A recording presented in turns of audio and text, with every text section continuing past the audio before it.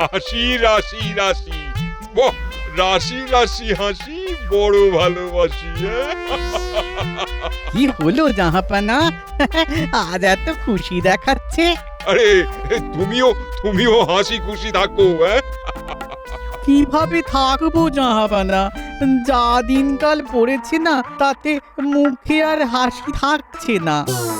তবু হাসতে হবে, হাসতে হাসতে ভাসতে হবে। জাহাপানার হঠাৎ যে কি হলো, এই রকম কেমন কেমন কথা বলছেন? বুঝি সমস্ত দেশে জানিয়ে দাও, এখন থেকে আমার এই রাজ্যে কেউ মন খারাপ করে থাকবে না, সবাইকে হাসতে হবে। যাব বাবা, এ আবার কি খেয়াল, সবাইকে হাসতে হবে? কি হলো উজির, তুমি দেখি ভাবতে বসেছো?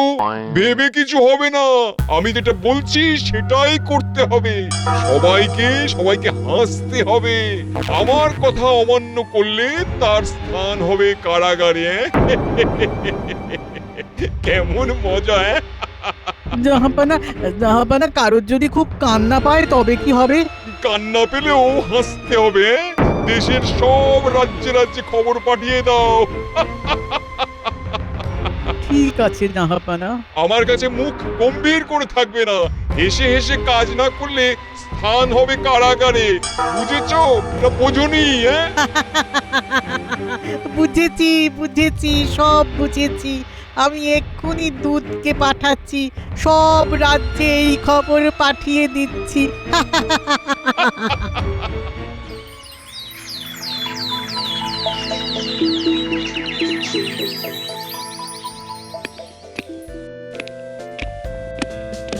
মহারাজের জয় হোক।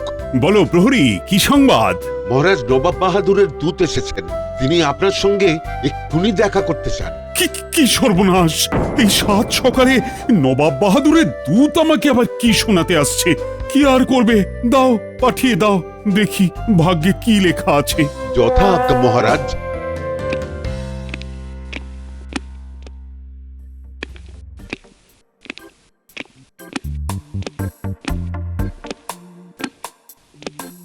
নবাব বাহাদুরের দূত আবার হাসে কেন?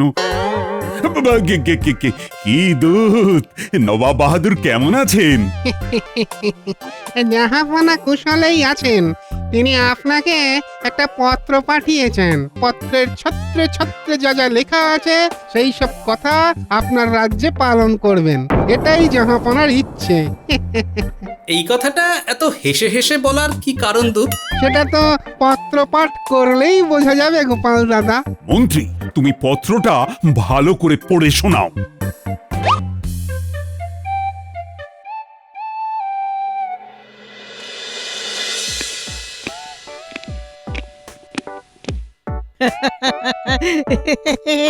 আপনি আমাকে ডেকেছিলেন জাহাপানা? এতক্ষণে সবাই জেনে গেছে, তাই না উজির? হ্যাঁ জাহাপানা। আরে হুজির, মুখের হাসিটা কোথায় গেল? বলেছি না সব সময় হাসবে। বাড়িতে, রাস্তায়, সব জায়গায় শুধু হাসি, হাসি হাসি হাসি। জাহাপানা রাস্তাঘাটে যেতে আসতে যদি কেউ না হাসে তবে কি হবে? সবার উপরে নজর রাখা তো সম্ভব নয়। যাবো না, এই লোকটি রাস্তা দিয়ে কাঁদতে কাঁদতে যাচ্ছিল। আচ্ছা, আমি সারা দেশের লোককে হাসতে বলেছি আর তুমি কাঁদছো? তা কি করব জাহাপানা, ঋণ করে চাষ করেছি, বন্যার জলে সব ফসল ভেসে গেল। এখন মহাজনের ঋণ শোধ করব কি করে? আরে প্রতি বছর বন্যা হবে, এ তো ওপরওয়ালা ঠিক করেই রেখেছে। যেটা ঠিক হয়ে আছে সেটাকে নিয়ে কেউ কান্নাকাটি করে? প্রহরী, আমি কিন্তু হাসতে বলেছি, কিন্তু এই চাষি আমার আদেশকে মানেনি, গোস্তাকি করেছে, তাই একে কারাগারে পাঠাও। যথা আজ্ঞা জাহাপনা। এই এসো, তোমাকে কারাগারে রেখে আসি। কি কপাল করেছি! হায় হায় হায়, কষ্ট পেলেও হাসতে হবে। কি বোকা, ওর কত বড় বিপদ থেকে বাঁচিয়ে দিলাম। তোমাকে মহাজন আর খুঁজে পাবে না। এবার একটু আসো, তুমি তো সারা জীবন ওই কারাগারেই থাকবে। তোমার 4 বেলা খাবার আছে, আর ভাবনা কি? এবার আস্তে আস্তে কারাগারে যাও।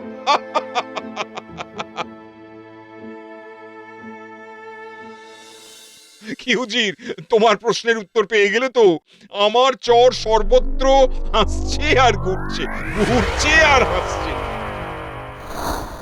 মানেটা কি? এই যতই থাকুক দুঃখ, মুখে হাসি নিয়ে চলতে হবে, এটাই জাহাপনা বলতে চেয়েছেন। তাই হাসুন হাসুন, আজ থেকেই হাসুন, দাঁত বার করে হাসুন। গ্রামে গ্রামে ঢেড়া পিটিয়ে দিন, যে না হাসবে সে পাবে কঠিন সাজা। এবার আসি মহারাজা, আর একটা কথা। আবার কি? ওই জাহাপনার গুপ্তচর ছড়িয়ে আছে সর্বত্র, তাই কেউ যদি জাহাপনার আদেশ অমান্য করার গোস্তাখি করে, তাহলে জাহাপনার রোষে পড়বে রাজ্য। এবার আসি।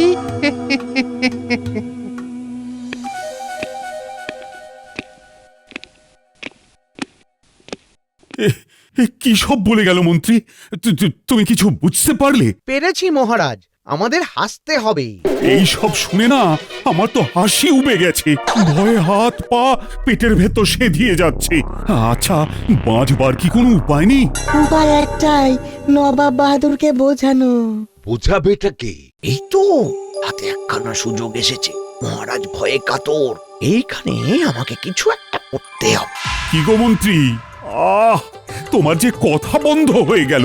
এই বিপদে কিছু একটা বুদ্ধি দিয়ে আমার বিপদ ভঞ্জন করো, কিছু ভাবো। ভেবে নিয়েছি মহারাজ, আমি যাব, আমি গিয়ে বোঝাবো নবাব বাহাদুরকে। বাহ বাহ, এই তো বীরের মতো কথা।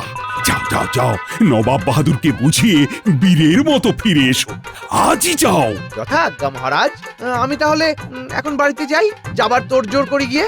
ও হ্যাঁ, যাবার আগে খাজাঞ্চির কাছ থেকে রাহা খরচ নিয়ে যেও। যথাজ্ঞা মহারাজ, তবে যাবার আগে ভেড়া পিটিয়ে নবাব বাহাদুরের আদেশটা আমাদের প্রজাদের জানিয়ে দিন, নইলে কি থেকে কি হয় কে বলতে পারে। আপাতত নবাব বাহাদুরের আদেশের অমান্য করা যাবে না। ঠিক ঠিক, তুমি একদম সঠিক কথা বলেছ। আর একটা কথা, নবাব বাহাদুরের আদেশ অনুযায়ী নজরদারিটা কিন্তু করতে হবে। এটা এখন শুধু নবাব বাহাদুরের আদেশ না, আপনারও মহারাজ। ঠিক বলেছ, আমি এক্ষুনি ব্যাপারটা দেখছি।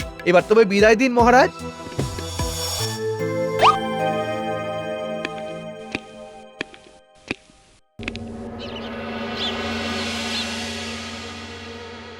কটা কটা বাড়ি আছিস? তোদের একটা কাজের ভার দিয়েই আমি বাড়ি যাব। আমাকে এক্ষুনি মুর্শিদাবাদ যেতে হবে, নবাব বাহাদুরের সাথে খুব গুরুত্বপূর্ণ আলোচনা আছে। আমাদের কি করতে হবে? এমন কিছু হাতি ঘোড়া ব্যাপার না, শুধু গোপালের বাড়িতে একটু দৃষ্টি দিতে হবে। ওদের একটু চোখে চোখে রাখতে হবে। দেখবি গোপাল আর ওর সাঙ্গপাঙ্গরা হাসছে কিনা। যদি না হাসে? আমি ফিরে এলেই আমাকে বলবি, তারপর আমি সব ব্যবস্থা নেব। নবাব বাহাদুর একটা আইন জারি করেছেন, সবাইকে হাসতে হবে, না হাসলেই পড়তে হবে কঠিন শাস্তির কবলে। ও, হাসি না পেলেও হাসতে হবে? হ্যাঁ, হাসতে হবে। তোরাও হাসবি, তোরাও। সারা রাজ্যে নবাবের চর আছে, আর তোরা দুজন আমার চর, বুঝলি? একটু পরে এই ঢেঁড়া পিটিয়ে ঘোষক সবাইকে সতর্ক করে যাবে, তখন শুনে নিবি। আমি চললাম। ও হ্যাঁ, এই নে।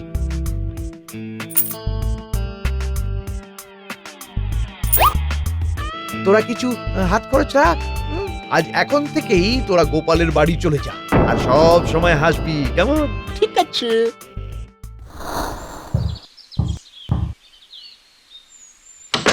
কি গো, কি হয়েছে? শরীর খারাপ? রাজসভা থেকে চলে এলে যে? গিন্নি, মুর্শিদাবাদ যেতে হবে, বুঝলে? নবাব বাহাদুরের সাথে আলোচনা আছে। কিসের আলোচনা? শুনুন শুনুন শুনুন, নবাব বাহাদুরের নতুন আইন, কাঁদা যাবে না মোটে, সব সময় হাসতে হবে জোরসে, যতই আসুক শোক তাপ।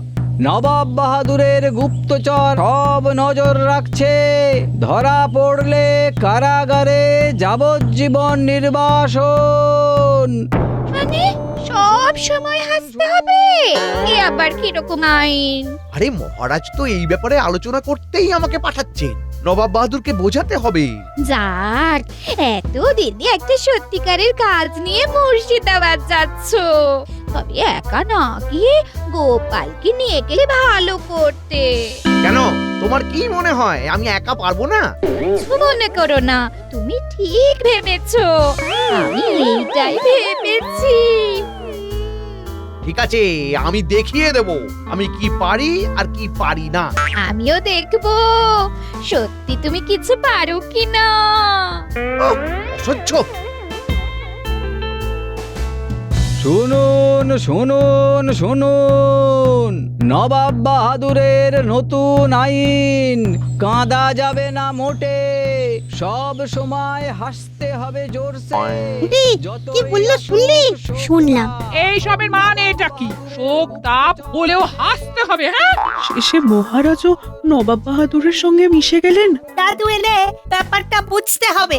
এ তো অদ্ভুত আইন। বলি নবাব বাহাদুরের কি মাথায় ব্যামো দেখা দিয়েছে নাকি? মাথার ব্যামো বড় ছোঁয়াচে, বাপ রে, সেটা মহারাজেরও মাথায় ছড়িয়েছে মনে হয়। তাহলে কি আমাদের এখন হাসতে হবে? মানে তো সেটাই দাঁড়াচ্ছে। ওরে বাবা, খামোখা হাসবো কেন সেটাই তো বুঝতে পারছি না। নবাব বাহাদুর আর মহারাজের গুপ্তচর ছড়িয়ে আছে, হ্যাঁ? দিদা, তোমরা এত চিন্তা করছো কেন? গোপাল দাদুকে আসতে দাও। গোপাল দাদু থাকতে তোমরা কেন চিন্তা করো? ভালো লাগে না। গোপাল দাদু নিশ্চয়ই কিছু একটা করবে। এই কোথা থেকে কি হলো বলো তো গোপাল? হ্যাঁ, যতই শোকের কারণ ঘটুক, হাসতে হবে তবু। এইরকম কথা আমি শুনিনি কবু। তুমি কি কিছু ভাবছো গোপাল? মন্ত্রীমশাই এত সহজে রাজি হয়ে গেলেন নবাব বাহাদুরের সাথে দেখা করার জন্য? না না, সবকিছু বিস্তর গোলমেলে লাগছে বিজ্ঞানী। মন্ত্রী মশাই ওই নবাব বাহাদুরের কাছে গিয়ে বিষয়টাকে আবার গুলিয়ে না দেন। উনি তো গোলাতেই গেছেন। তাহলে উপায় কি হবে গোপাল? গুলতে গুলতে সব তো গুলিয়ে দেবেন, এই আমাদের কপাল। কিছু তো একটা করতে হবে, ভাবছি।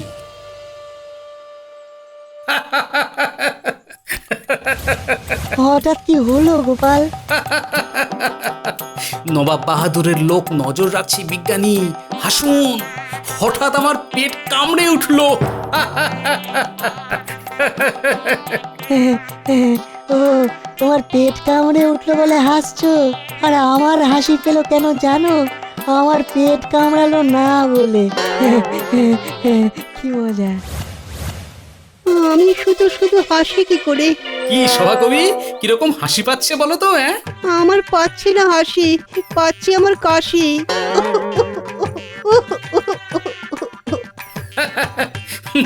পেয়ে গেছি বিজ্ঞানী, হাসির কি মাহাত্ম্য। চললাম বিজ্ঞানী, বেঁচে থাকলে দেখা হবে। শুধু যাবার আগে তোমাদের বলে যাই, হেসে যাও আর ভেসে থাকো।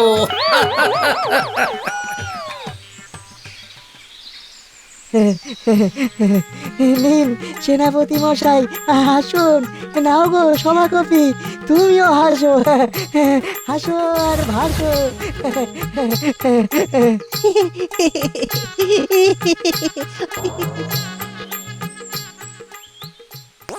সবাই তো প্রাণ খুলে হাসছে। কোথাও কোনো ভুলচুক নেই। প্রথমটা একটু গোলমাল লাগছিল, তারপরে সব ঠিক হয়ে গেল। চল ওই গোপাল বলে লোকটার পিছু নেই, দেখি লোকটা যেতে যেতে হাসছে কিনা। চল চল।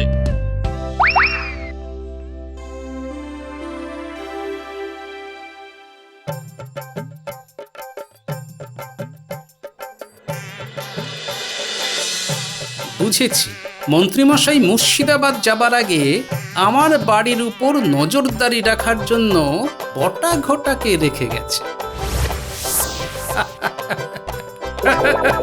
কিরে বটা ঘটা, আমার ঘরের উপর নজর রাখার জন্য মন্ত্রীমশাই তোদের বলে গেছে কি, তাই তো?